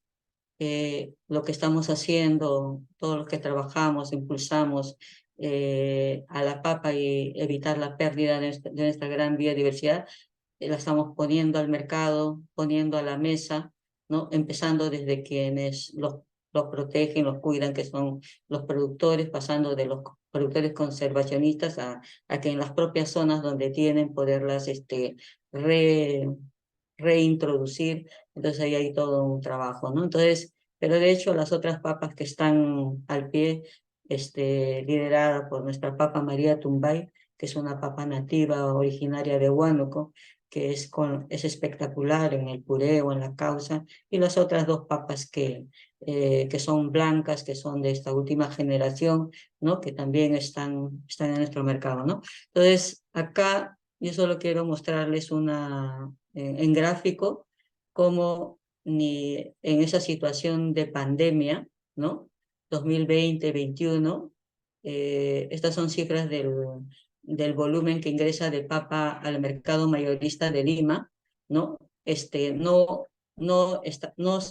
No se desabasteció el mercado, más bien el volumen se ha ido incrementando, ¿no? Entonces, es un producto súper, ¿no? Importante en la mesa de todos los peruanos, ¿no? Y cómo en esta situación crítica de pandemia, no cayó, ha estado disponible en el mercado. Entonces, a María Tumbay, ¿no? Igual, pandemia 2021, ¿no? 22, en crecimiento, ¿no? En el caso sí particular de esta variedad que es la Canchán, ¿no? Es una variedad blanca que se utiliza mucho para fritura. Entonces, al cierre por pandemia de los restaurantes, de hecho, hubo una baja, ¿no? Los productores dejaron de sembrar en la campaña 20 al 21. Entonces, pero igual con la apertura después de pandemia está en crecimiento, ¿no? Acá les comparto una linda foto en una de las regiones paperas importantes de nuestro país, una principal región papera que abastece de papa al gran mercado de Lima, que es Huánuco, y todo lo que pueden ver ustedes de verde es papa, ¿no? Y dependiendo del piso donde están, luego rota con otros cultivos, con habas, alberjas, quinoas, dependiendo, ¿no? Dependiendo de la altitud, maíz, etc. Entonces, voy a tocar mi segundo punto que tiene que ver con la revaloración de la biodiversidad, mostrando ahí y poniendo en grande la paleta de colores de papa de nuestra gran biodiversidad, con papas de pulpas de colores que tienen alta materia seca, altos en antioxidantes. Consumirlas enteras con cáscara es mucho mejor, ¿no? Entonces, aquí mostrarles, ¿no? Estos 3 productos, ¿no? Que son procesados ancestrales, que ya lo mencioné antes. Al centro arriba está la tunta, que es la papa deshidratada, que se consume mucho al sur en nuestro país, ¿no? Desde Ayacucho hasta Puno, y Puno, bueno, es la zona donde se procesa y se comercializa y se consume más que papa fresca cocida, chuño, ¿no? O la papa deshidratada. A la izquierda la papa seca y a la derecha es el tocosh. En la línea central están 3 productos que son commodities, que están en el mercado internacional. Las papas en tiras, al centro la fécula o el almidón, y los chips, ¿no? Y de estas, o sea, salvo PepsiCo, que tiene la planta para hojuelas, ni producimos fécula, ni producimos papas en tiras prefritas congeladas, que se comercializa a nivel mundial. En la línea de la tercera fila, ¿no? Muestro cómo, o sea, se comercializa la papa dando valor agregado, relacionado al tema de pollerías, sean enteras peladas o en tiras, o las papitas al hilo para los sándwiches, que mucho se consume, o las hojuelas de papas de colores que está en crecimiento. Seguro que algunos hemos ya probado el vodka a partir de papas nativas, o esta última que también está en supermercados, la papa prensada, o sea, y congelada de Papa María Tumbay, ¿no? Y la última es tal vez lo que viene, ¿no? En base al potencial que tenemos con nuestras papas nativas, ¿no? Entonces, ahí le estamos dando alto valor. De hecho, la gastronomía, en nuestros cocineros y cocineras, nos han ayudado, son buenos aliados y nos han ayudado a, digamos, no ponerlo, seguro que ya no conocen en cantidad, pero sí innovando y poniendo y dándole valor y resaltando todas las propiedades, no solo la papa, sino toda nuestra rica biodiversidad, ¿no? Entonces, junto a los cocineros y cocineras, en 2019 se constituyó una organización que se llama PUCA, Peruanos Unidos por la Cocina y la Alimentación, cuyo fin principal es potenciar nuestra gran biodiversidad desde la cocina, ¿no? A nivel nacional y mundial, como también se está haciendo. Entonces, impulsando todos estos temas que tienen que ver con la biodiversidad, como el ejemplo con la papa, y siendo que nuestro país, un gran porcentaje, el 79%, son pequeños productores, es importante que se impulse las empresas de agricultores, que los productores y especializar a los productores en los distintos rubros de acuerdo al piso agroecológico en el que están y de acuerdo a los cultivos que tienen. Nosotros en la ruta de la papa y la agrobiodiversidad trabajamos un modelo de negocio que se llama compra del campo, donde acercamos a los productores tanto al mercado nacional como al mercado internacional con productos de alta calidad. Entonces, para eso desarrollamos capacidades productivas en campo, ¿no? Con buenas prácticas agrícolas, revalorando el conocimiento ancestral, ¿no? Y complementándolo con las nuevas prácticas que suman a tener mejor semilla, mejor productividad. Entonces, y luego, igual, de la mano con ellos, desde el campo hasta tener productos seleccionados y clasificados, ¿no? Con sacos estándares para que puedan llegar al mercado en forma más competitiva. Entonces, sí es posible dar este valor agregado desde el campo y se pueda salir, o sea, lo que pueda salir en fresco y lo que podamos dar valor agregado en campo, como es el caso de particular de la papa seca, que tiene un buen precio en el mercado, se elabora artesanalmente, pero mejorando e implementando con buenas prácticas de manufactura y dándole marca y valor al producto. Entonces, un producto que quedaba en campo se le da valor y entonces mejora los ingresos de los productores, ¿no? Entonces, hemos desarrollado y desarrollamos capacidades comerciales a los productores poniendo nuestros productos y nuestra biodiversidad al mercado, ¿no? Casi directamente articulando a los productores con supermercados. El anterior fue Metro, en el caso ¿no? Del grupo Cencosud o Totus, ¿no? Entonces, y dando toda esta información, digamos, visual y promoviendo la riqueza y calidad de estos productos, ¿no? Entonces, también es importante que promovamos nuevos emprendimientos con jóvenes.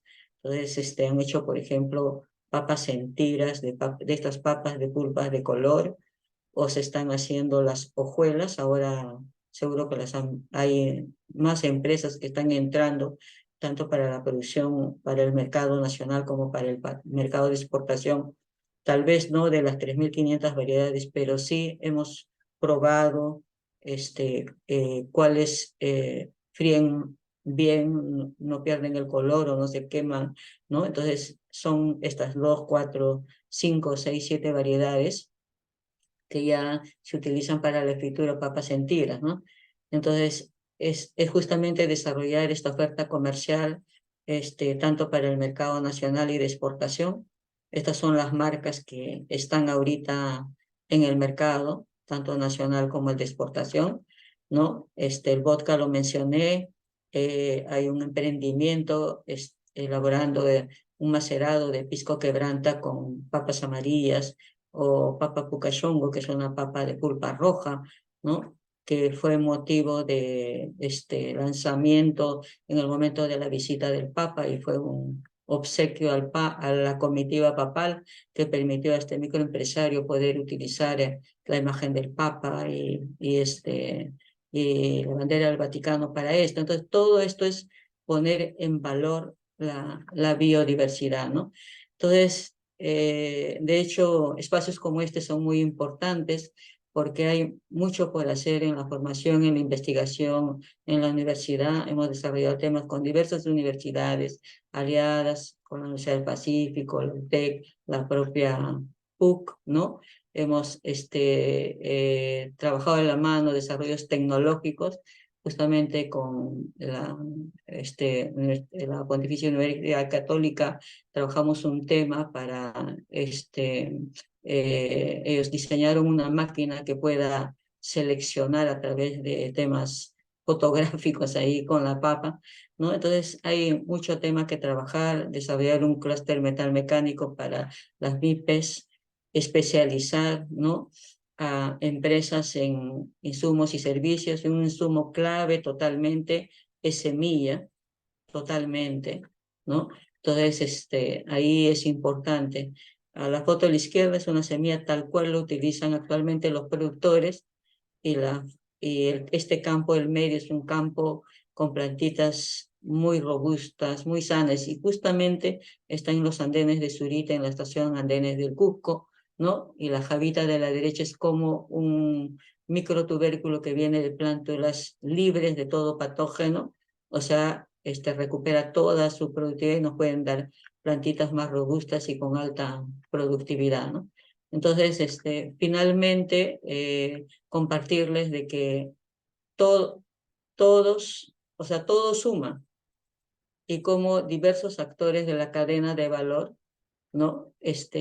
Haciendo incidencia pública nacional e internacional, los productores, comerciantes, la academia, la empresa, el Estado, la sociedad civil, logramos, porque sí, o sea, lo que les he mostrado respecto a la papa, su revaloración, su crecimiento, ¿no? Lo hemos logrado juntos, diversos actores. Hice algo junto que logramos fue la institución del Día Nacional de la Papa en el Perú, que se celebra desde el 2005 cada 30 de mayo. Tomo esta foto como emblemática porque ahí estamos ese grupo humano público, privado, y particularmente los hombres del campo, ¿no? Mujeres, varones, jóvenes, quienes empujamos al sector papel. No quiero que lo lean, pero justamente este fue el decreto supremo con el que se instituyó el 30 de mayo como el Día Nacional de la Papa. Se publicó el 24 de febrero del 2005 y desde el 30 de mayo de 2005 celebramos el Día Nacional de la Papa. Entonces, y dándole un impulso a todo lo que significa la recuperación de nuestra gran biodiversidad y ponerlo en la mesa del máximo de peruanos que podamos, y en ese esfuerzo estamos. Si se come, no se pierde. Entonces, estas son las diversos afiches de esta importante celebración y es multitudinaria, se celebra a nivel nacional, está en el calendario. Entonces, solo ese hecho, disculpen la redundancia, ha hecho que no se deje de consumir papa, que el consumo per cápita incremente, que no solo se conserve la biodiversidad por conservarla, sino que se ponga como alimento a la mesa, ¿no? Entonces, y estamos, ¿no? Con esta casi diapositiva termino, desde años atrás, pero particularmente desde el año pasado, como país, estamos gestionando la institución del 30 de mayo como Día Internacional de la Papa. Esto se va a dar, ya está en las Naciones Unidas, está próximo a declararse este año. Muchas gracias por la invitación y como le dijeron en la presentación, siempre termino con esta reflexión, que nadie es tan fuerte para hacerlo solo y nadie es tan débil para no ayudar. Muchas gracias. Muchísimas gracias, ingeniera Selfie Obregón. Qué placer escuchar esta ponencia y todo el trabajo que ha venido realizando y que hay detrás de todas las personas igual que acompañan esta labor. Voy a leerlas, voy a revisar el chat para ver si hay preguntas. A ver, bueno, acá tenemos uno. Para la ingeniera Obregón, Ecuador y Colombia también se consideran productores de papa. ¿Existe intercambio tecnológico para el mejoramiento de las especies que se cultivan en cada país? Preguntan. ¿Voy respondiendo? Sí, por favor. Sí, no, sí, en los Andes, desde Colombia hasta Argentina y hasta las islas de Chiloé, bien al sur, hay papas nativas. Entonces, sí hay, digamos, intercambio entre no solo los profesionales, los científicos. Existe una organización que es la Asociación Latinoamericana de la Papa, de la cual formamos parte, y donde pueden estar científicos, productores, entonces siempre hay un intercambio. Y otra institución que posibilita estos temas es también, en el Perú está la sede del Centro Internacional de la Papa, y como centro igual es un ente que no solo investiga, sino también desarrolla diversos trabajos en países como los nuestros en Latinoamérica, ¿no? Muchas gracias. Bueno, ya no tenemos más preguntas. Quizá le doy la palabra a la presidenta de la Sociedad Geográfica de Lima, que nos está acompañando igual el día de hoy. Adelante. Ahora sí. Bueno, pues a ver, siempre un poco intento recoger, pero es tanto lo que absorbo y lo que aprendo que luego lo tengo que, como digo, sedimentar. Pero de alguna forma, bueno, primero quería agradeceros a ambos, tanto al doctor Fabián Deuclian como a ti, Selfia, por todo lo que hemos aprendido con vosotros. La verdad que me da mucha pena que saliera el profesor, pero Fabián no sabía que se iba a ir antes, entonces no le he puesto ningún mensaje y sé que también su ponencia ha gustado mucho, igual que la tuya, porque son ponencias, como digo, vitales. Son dos temas que están enlazados además con las ciudades, aunque apenas las hayamos pronunciado, todos finalmente dependemos del agua, que no surge efectivamente en Lima ni en las grandes ciudades, sino que somos absorbedores de ese recurso. No solamente nosotros, los ciudadanos, sino que también es un recurso que tenemos que compartir para empezar aguas arriba, en la parte alta, en las partes medias de la cuenca, donde definitivamente la agricultura también requiere parte de este recurso para luego podernos alimentar de ella. Y como decía, son dos temas importantísimos, vitales. Yo al final he hecho una especie el guión es muy largo, pero al final he hecho una especie de mapa conceptual y decía, después de estos martes, aprender y reconocer que aunque creamos que conocemos bastante, conocemos muy poquito, porque la ciencia avanza muchísimo. En realidad los geógrafos tocamos muchísimos temas que todos son, digamos, están interrelacionados, y que realmente la forma de... Es decir, hay todavía muchos huecos, muchos vacíos, como nos comentaba Fabián, en el tema, por ejemplo, de los flujos subsuperficiales, subterráneos. Es clave para entender la cuenca de una manera más amplia. El pensar ya no en la cuenca de drenaje, sino en la cuenca de drenaje con todo lo que tiene que ver con el agua finalmente en el planeta, ¿no? Que da muchísimas vueltas. Pero también todo esto que tenemos que aprender de ti me encanta. Bueno, la verdad que me ha gustado mucho esta frase de la que tú hablas, que yo no la conocía, y que he dado de forma rápida una interpretación. Y es que de alguna forma todos cabemos, todos somos necesarios para poder avanzar. Y todos tenemos que ser humildes, ¿no? Porque todos podemos aportar, ni el más ni el menos, todos. Entonces, y eso también nos cambia la escala, es decir, cada persona, cada individuo tiene un papel muy importante en esto. Parece chiquitito, pero somos tantos millones que definitivamente el ahorro, la responsabilidad en el consumo, siempre insisto en ello, en reeducarnos, que era la segunda palabra que decía, ¿no? Aprender y repensar todo de una forma mucho más holística, por ejemplo, a la hora también de alimentarnos, porque eso tiene que ver con que, como decías tú, un cultivo que ya no se pide, se deja de cultivar, ¿no? Y nos quedamos sin ese producto. Entonces hay que tener muchísimo cuidado. Entonces yo decía, en estos martes geográficos aprendo muchísimo. No sé, además me encanta ver esas imágenes que a veces nos hacen ver las cosas de otra forma distinta, porque algo también que nos permiten estos martes es repensar de otra manera, ¿no? Más holística.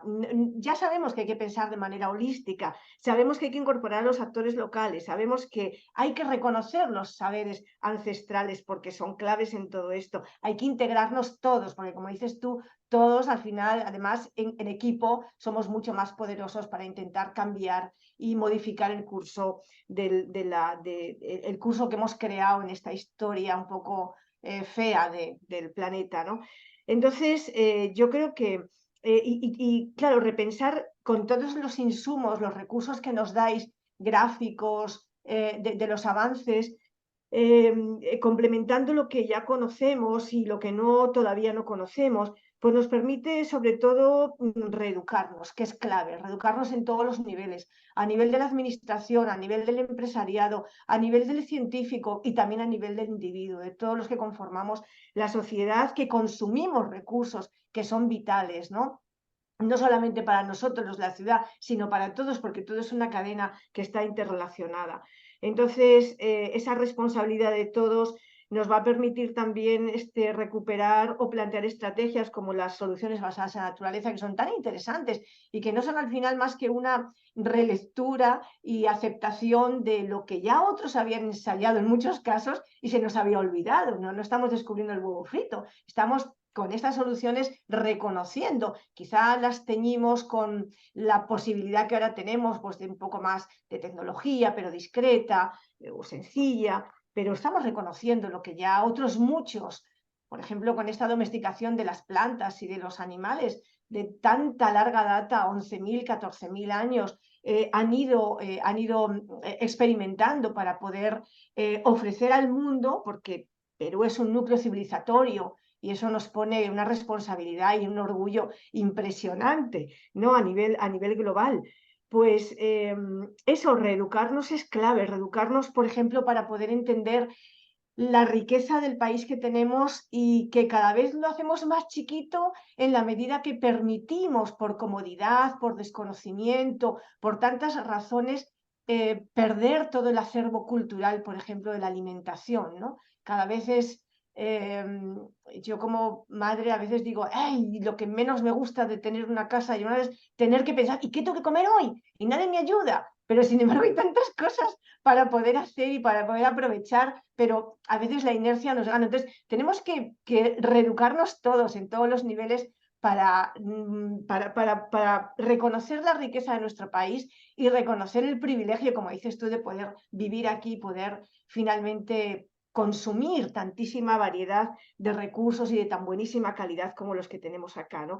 Y yo creo que reeducarnos también nos va a ayudar a tomar acciones en todos los niveles que nos van a ayudar a mitigar y de alguna forma controlar, si se puede, el ritmo de los acontecimientos, mitigar en todos los aspectos, pero también, por supuesto, en el tema de la gestión del riesgo, en el que todos también debemos de ser coprotagonistas, y en esos manejos de los conflictos, que realmente creo que es a veces una de las disciplinas o asignaturas pendientes que tendríamos que incorporar por lo menos en la carrera de Geografía en San Marcos, que es la que conozco más, porque creo que es hoy en día una fuente de una necesidad tremenda y una fuente, una oportunidad también de trabajo definitivamente para los geógrafos, ¿no? Mediar en estos conflictos entre los tantísimos tipos de conflictos y también entre las comunidades y grupos humanos que participan de esos conflictos, ¿no?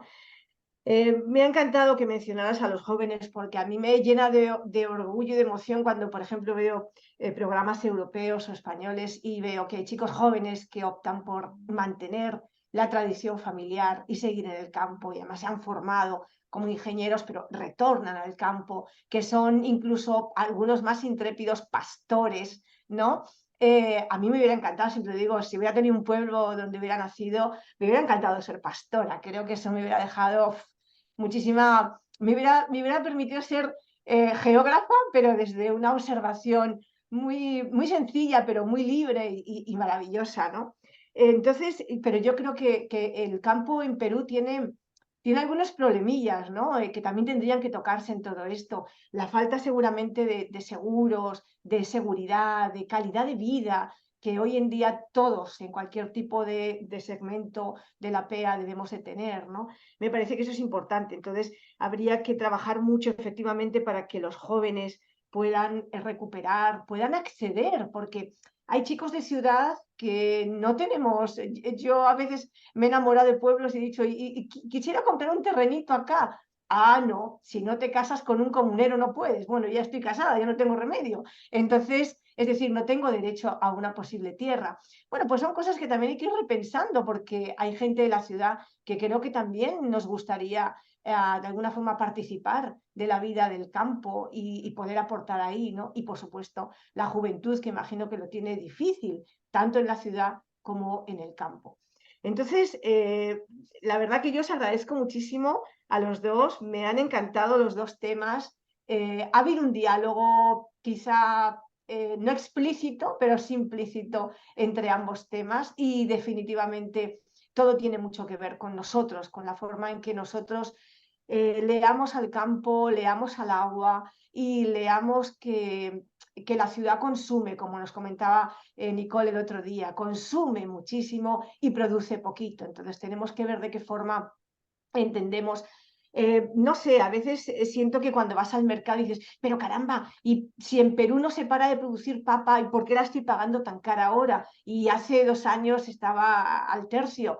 Pero es que a veces también se nos olvida que tenemos que empezar a revalorar el costo de las cosas, ¿no? Y entender que las cosas tienen un precio porque tienen un valor. A veces se nos olvida, ¿no? Comer es cotidiano, creo que a veces en la ciudad se nos olvida que nosotros no podríamos comer sin el campo y sin el agua. Y entonces creo que también tenemos que educarnos mucho en todo eso, en repensar qué vale dinero, qué vale el pago de algo y qué de repente no lo vale y empezar a consumir de una manera distinta. Pues no sé, muchísimas, imagino que alguno más quiere comentar algo. Muchísimas gracias realmente por estas jornadas en las que aprendemos tanto todos nosotros. Gracias. Muchísimas gracias. De hecho, aquí hay una pregunta más y la voy a compartir ahora. Bueno, menciona así, dice, al principio del año apareció una nota que mencionaba que la región de Piura iniciará a producir papa para disminuir la importación de la papa de otras regiones. ¿Qué opina usted, ingeniera Selvi? Bueno, de hecho que toda la zona andina, particularmente tocando Piura, la zona de Abaca, Huancabamba, toda esa zona produce también papa, claro, que en mucho menos volumen, ¿no? Entonces, y lo que sí es real es que en el caso particular para el norte, y ya en el caso de los supermercados, todos centralizan su compra en Lima y desde Lima va la papa hasta Piura, ¿no? Entonces, imagínense una papa blanca en su viaje, bueno, no lo veo, pero lo sé, ¿no? Viene de Huánuco, va al mayorista, todas las veces que lo suben, lo cargan, lo bajan o lo golpean y llega, no tan destrozada, pero llega hasta Piura. Entonces, por ahí, en estas zonas donde hay seguro una producción más de autoconsumo pequeña, hay la posibilidad de incentivarlos a recuperar, ¿no? Y que se pueda cultivar papa, ¿no? En esa zona. Sí es posible, es la Sierra de Piura. Muchísimas gracias, ingeniera Selfa, por su respuesta. Bueno, no sé si alguien más quisiera compartir alguna reflexión o comentario. Quiera. Adelante, doctor Omar. Muchas gracias. Primero quiero agradecer siempre a la comunidad geográfica de Lima, a los peruanos y a las peruanas, porque tengo la chance de poder participar en un escenario como este, que es maravilloso en términos de los aprendizajes. Yo este año me jubilé, estoy haciendo otras cosas, estoy reflexionando sobre otras cosas, pero la geografía como ciencia y el gusano de un científico nunca se acaba, se muere con él. Entonces uno siempre está pendiente de lo que está pasando y reflexionando para volver a escribir, volver a hacer cosas. Hoy realmente las dos exposiciones, realmente como dice la compañera Carrasco, como dijeron otros, realmente han sido aleccionadoras y fantásticas, maravillosas. Ahora, yo voy a decir dos cositas bien pequeñas, muy chiquititas, que no quería dejarlas, pero no para que las conteste, para conocerlas hoy, sino porque me interesa mucho en general. Uno que me llamó la atención es o que quería preguntar, pero a los dos, es lo que tiene que ver con los recursos, los recursos para investigación desde el sector público y privado, tanto en el campo, en el área del problema glacial, como en el área del cultivo y toda la cultura de la papa. Y pensando, digamos, en una proyección de los próximos 30 años, que en el 2050 hay como un corte jodido, voy a decir esa palabra, por el cambio climático, ¿verdad? Entonces, ¿cómo y cuánto se está proyectando, por ejemplo, en un país como Perú? Y no quiero que me lo contesten, pero es una cosa que se me quedó en la cabeza mucho después de oír estas exposiciones tan maravillosas. ¿Cuánto se está proyectando para los próximos 30 años en una estrategia de investigación que tenga financiamiento, que cuente con recursos en países como los nuestros, en donde es muy difícil tener recursos para investigar? Igual ocurre en España. España siempre está preocupada porque tiene problemas de cuántos recursos destina a la investigación en otros campos. Pero bueno, termino. Esa es una cosa que me llamó mucho la atención. ¿Cuánto de lo público, cuánto el Estado y el sector público aportan? ¿Cuánto está aportando la cooperación internacional? ¿Y cómo ven ustedes, los expertos, para los próximos 50, los próximos 30 años, este desarrollo de la investigación básica para poder continuar con los proyectos que están planteándose aquí? Eso es una cosa que me dejó estas dos exposiciones. Y la segunda cosa fue el tema del cambio climático y el impacto que tiene en el ordenamiento y el futuro también, y la sostenibilidad. Me llamó mucho la atención cuando escuché al compañero, porque tenía dos preguntas para él muy concretas. Una tenía que ver pero no importa. Lo que quiero decir es que lo que me pareció importante de estas investigaciones es también que la posibilidad, por ejemplo, en el caso de la papa, del cultivo de la papa, yo voy a decir algo que no tenía que decir, pero cuando yo tenía 21 años, yo hice mi tesis de licenciatura a los 27, 28. Pasé 10 años estudiando una comunidad papera en Costa Rica, muy chiquitita. El Perú tiene 25 veces más, Costa Rica alcanza como 25 veces en el Perú. Y nosotros tenemos solo 2 lugarcitos chiquititos donde se produce papa en el país. Y producen el 90% de la producción del alimento de papa de este país. Y en las zonas paperas se produce también las otras hortalizas que comemos en el país, básicamente. Cebolla, tomate, lechuga, ¿cómo se llama? Zanahoria, remolacha. Todas las hortalizas de la mesa se producen en un 80%, en un 90% asociadas al cultivo de la papa. Pero en estos países chiquititos de Centroamérica, y esta era la inquietud que tenía, nosotros somos muy frágiles frente al mercado de la papa y frente a las condiciones de la papa, porque son zonas muy chiquititas. Y entonces yo me acuerdo que en mi investigación era muy niño, entonces era mi primer trabajo, ahí está publicado. Una de las cosas que me llamó la atención es lo que decía ahora la profesora. La zona de papa en Costa Rica está pegada al volcán Irazú, que es el más grande del país, tiene 3.800 metros de altura.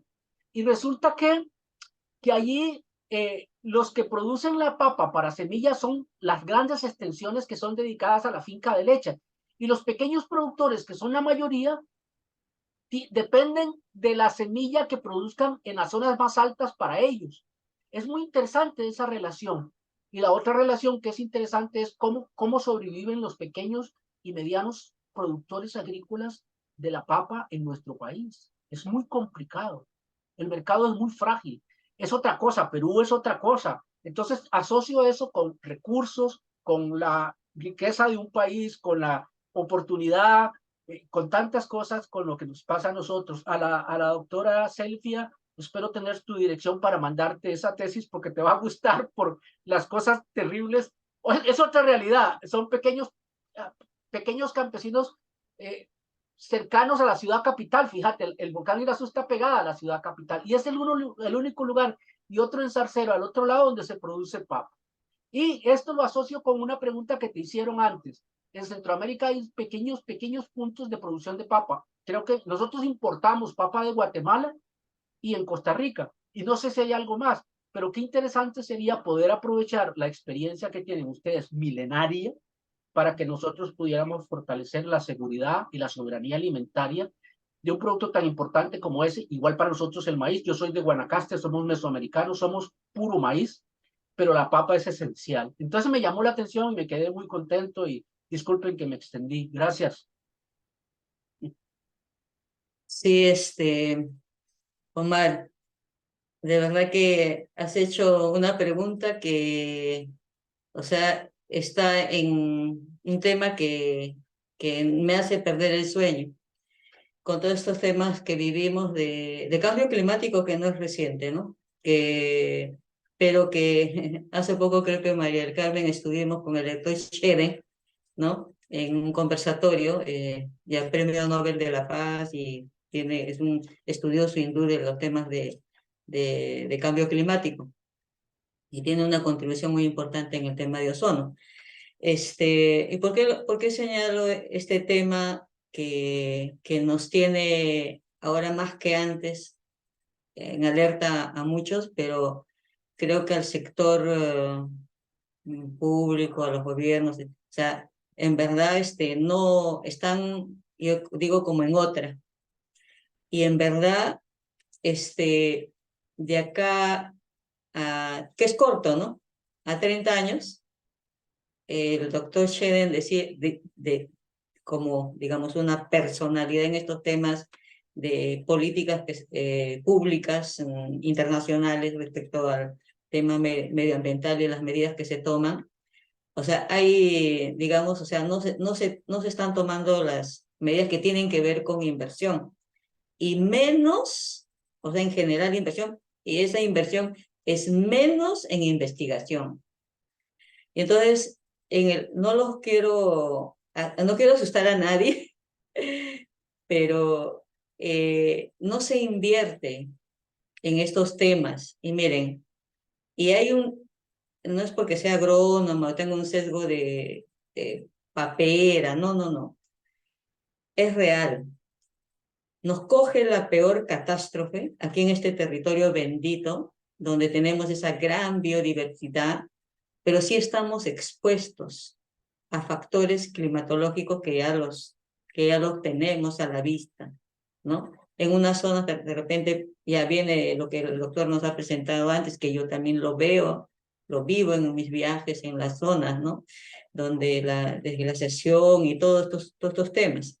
Pero voy a que hay un tema de extremada importancia que en nuestros países un poco menos en los países en desarrollo, ¿no? Pero en nuestros países no le damos la menor importancia al tema de semilla, porque todo lo que, cualquier cultivo, o sea, en el caso de las plantas, hay la reproducción sexual, que son como el frijolito, el frijol, ¿no? Es un digno representante de esa semilla sexual, o asexual, como el caso de la papa. Lo que se siembra en la papa es un tubérculo, ¿no? Entonces, el tubérculo mismo. Y entonces, en el Perú, ¿no? El 95% del área sembrada está en la sierra. Si bien es cierto, se siembra todo el año, como les he mostrado este gráfico, ¿no? Pero hay meses cumbres de siembra, como este momento, cuando va a venir la lluvia en la sierra y es secano, con lluvia. Entonces, cuando siembran los productores, sembramos también, digo, o sea, nosotros decimos 50% está en las manos de 50% en las manos de Dios. Y hasta más digo yo, porque si no llueve, o sea, si llueve cuando apenas hemos sembrado, no llueve cuando apenas hemos sembrado, por más que esté la plantita de 15 centímetros, no va a haber ningún tubérculo. Y, o sea, no diría que de la cama, que no se escucha. vamos a morir de hambre. Entonces, Pon semilla, encima de la cama. no, y entonces nosotros, o sea, en el caso del Perú, o sea, si bien es cierto, no sé si investigación, pero teniendo acá el Centro Internacional de la Papa, el Centro Internacional de la Papa es un centro, como le menciona su nombre, de investigación para el Perú y el mundo. Pero ya yendo al territorio peruano, en caso de semilla, el CIP guarda un banco de germoplasma in vitro de papa, raíces y tuberosas andinas. Pero si hubiera una catástrofe, eso no nos va a salvar en el inmediato. Y entonces, hace años estamos en gestión de que en el otro lado, estando en el propio territorio peruano, o sea, no solo el Perú, sino cada país debiéramos de tener nuestro banco de semillas. Y entonces, en el caso particular de la papa, ese banco es in vitro y existe la ciencia para hacerlo, criogenia y hay muchos temas. Pero viendo nuestra realidad, no se le va a dar la importancia hasta cuando poblaciones enteras mueran, discúlpenme, y recién decir, oh, hay que hacer esto. Y entonces, no quiero asustarlos, pero en realidad eso es. O sea, no tenemos. O sea, lo que tenemos es semilla, en el caso particular de papa, el índice de uso de semilla de calidad es 0.2%, cero. Con eso no quiero, o sea, no, lo que se siembra es lo que está en el campo, lo seleccionan los cultivos, lo vuelven a sembrar, porque es el propio tubérculo el que se siembra. Entonces, con esto solo decir que, o sea, inversión, o sea, yo tengo años trabajando el tema, poco hemos podido apalancar para el tema de investigación en general, ¿no? Y hacia adelante no veo en las prioridades del gobierno, en particular del Perú, y no lo veo, ¿no? Entonces, y todo esto tiene que ver con soberanía y seguridad alimentaria. Si en la papa es así, es en los otros cultivos que están en la mesa, los ocas, los oyucos, las mashuas, las quinoas, los granos andinos, todo lo que se ha podido mostrar, está sujeto a que si hay una sequía, una peor helada, una catástrofe climática, simplemente desaparezca.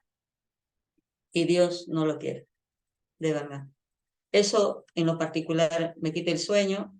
Estamos haciendo los esfuerzos para tal, pero siempre empujando que requiere inversiones, ¿no? Entonces, en el mundo hay algunos temas, por ejemplo, en Noruega existe en una fábrica antigua de carbón que está en un lugar estratégico que lo han adaptado, donde han llevado, o sea, es un banco de semillas es como el arca de Noé en las semillas. No los conozco, pero sí sé que existe. Entonces, en realidad, yo siempre digo, ¿no? O sea, finalmente se invierte mucho en el mundo, en armamento y no en alimento.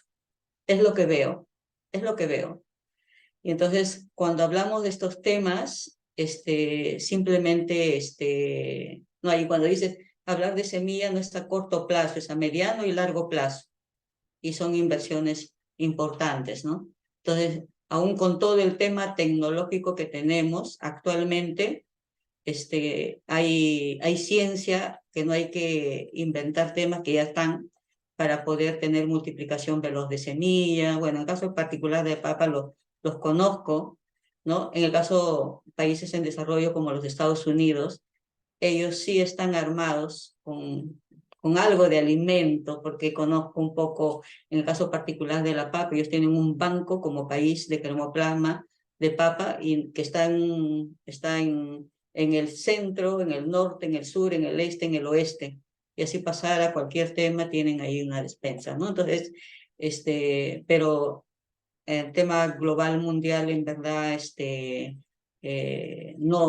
no sé, la inversión de repente debiera ser más que por armamento, más alimento, ¿no? Y eso es semilla.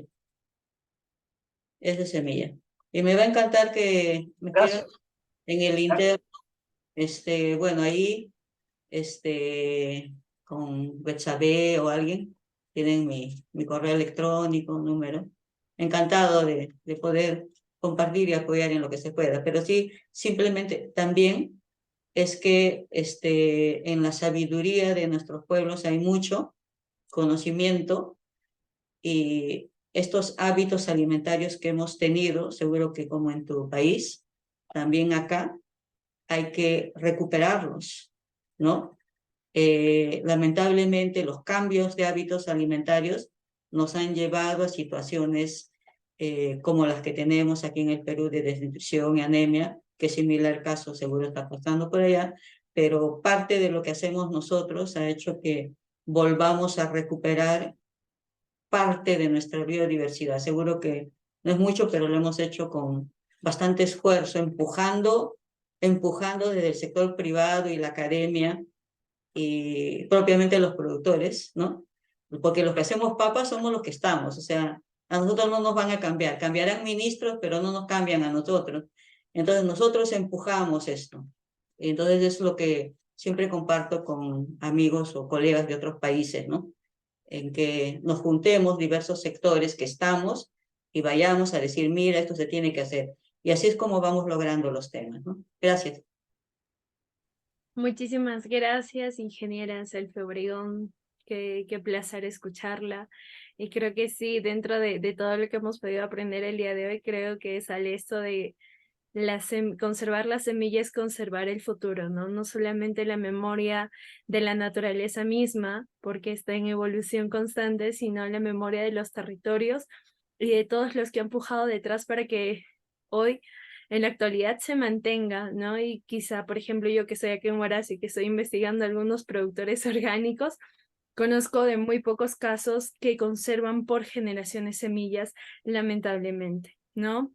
Y sí es un tema interesantísimo y creo que involucrarnos desde nuestro ser, desde nuestra curiosidad y desde esa ilusión de conservar y amar nuestro territorio, aprenderlo, caminarlo, vivirlo, pues estamos ahí también empujándonos. Para mí es mucha inspiración también tenerlos a todos ustedes compartiendo esta mesa. Siempre es un placer y bueno, nada, creo que ya me despido y despedimos esta sesión saludándolos y también invitarlos a próximas sesiones. Quizá por ahí surja alguna idea para el próximo Congreso de Geografía, quizá por ahí tener también este tema presente, ¿no? Que es súper importante. Nada, muchísimas gracias. Gracias por acompañarnos el día de hoy y nos vemos el siguiente martes geográfico. Un gran abrazo.